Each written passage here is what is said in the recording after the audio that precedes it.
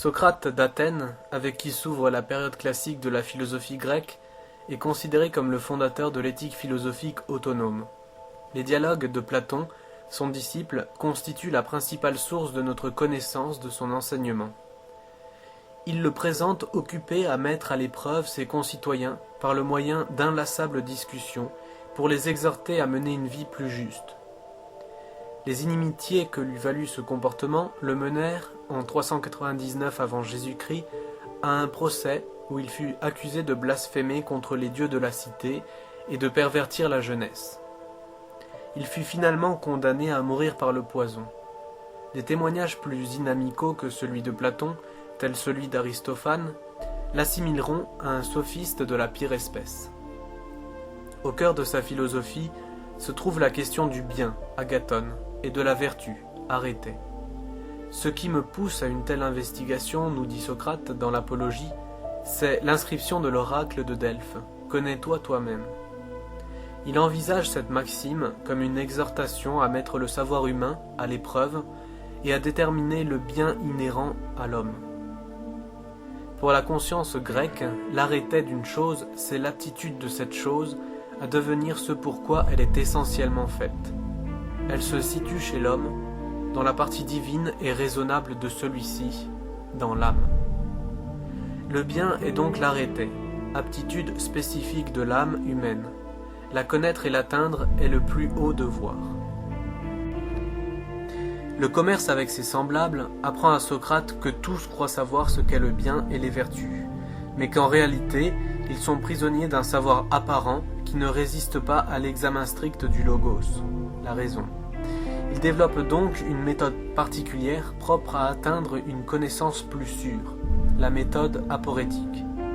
Socrate, en posant des questions, examine et ébranle le savoir apparent de son interlocuteur, jusqu'à ce que celui-ci se rende compte qu'il ne sait rien. L'absence d'issue qui en découle, l'aporie, constitue le revirement à partir duquel peut commencer, dans un dialogue fondé sur une communauté rationnelle, la recherche de la connaissance vraie. Le savoir que recherche Socrate est un savoir pratique qui contient la connaissance du bien et du mal et qui, conforté par un auto-examen critique, a la justice pour but dans le domaine pratique. À travers cette méthode se dessine un cheminement du particulier vers l'universel qui atteint l'essentiel du concept examiné. Les interlocuteurs de Socrate sont prisonniers de la diversité des apparences et ne peuvent répondre à la question de la vertu qu'à l'aide d'exemples, mais non pas en déterminant précisément son essence. C'est pour cette raison qu'Aristote écrit « Il y a deux découvertes en effet dont on pourrait à juste titre rapporter le mérite à Socrate, le discours inductif et la définition générale ». La méthode de Socrate est portée par la foi dans le logos, qui, par sa conformité à la justice, favorise l'apparition de la connaissance vraie dans une véritable intelligence. C'est pourquoi je ne dois me laisser persuader par rien que par une raison unique, celle qui est reconnue la meilleure à l'examen. L'effort philosophique visant à connaître l'essence des vertus signifie pour Socrate, dans un sens plus compréhensif, le souci de l'âme.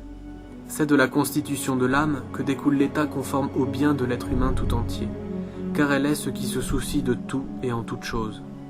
L'âme atteint l'arrêté qui lui est propre lorsque ce sont la connaissance et la raison qui gouvernent, mais lorsque l'ignorance prédomine, elle la jette dans l'erreur et l'entraîne dans le mal. C'est de l'âme que naissent tous les autres biens pour l'homme, mais aussi son bonheur, eudémonie, qui consiste dans son ordre et son harmonie.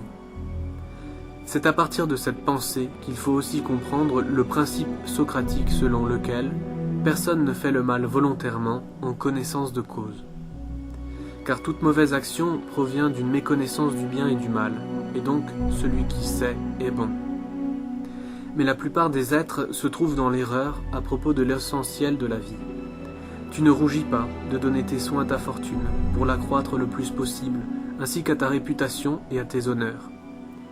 Quant à ta raison, quant à la vérité, quant à ton âme, qu'il s'agirait d'améliorer sans cesse, tu ne t'en soucies pas, tu n'y songes même pas. Socrate conçoit la philosophie comme une maïeutique, un art de l'accouchement. Il veut seulement fournir une aide sur le chemin de l'intelligence et de la connaissance de soi, que chacun doit cependant trouver par soi-même, parce qu'elles ne peuvent être données de l'extérieur. Socrate réalisait d'une manière idéale l'unité de la pensée et de l'agir. Une voix intérieure lui venait en aide pour cela, son daimon, qui dirigeait ses actes et qui était pour lui un signe du caractère divin de l'âme. Que Socrate lui-même n'ait pas fondé l'école, cela fait partie intégrante de sa conception de la philosophie. Pourtant, deux courants philosophiques opposés se réclament de lui. Les Cyrénaïques transforment le démonisme, la recherche du bonheur, en un hédonisme qui fait du plaisir la maxime de l'action, comme chez Aristippe.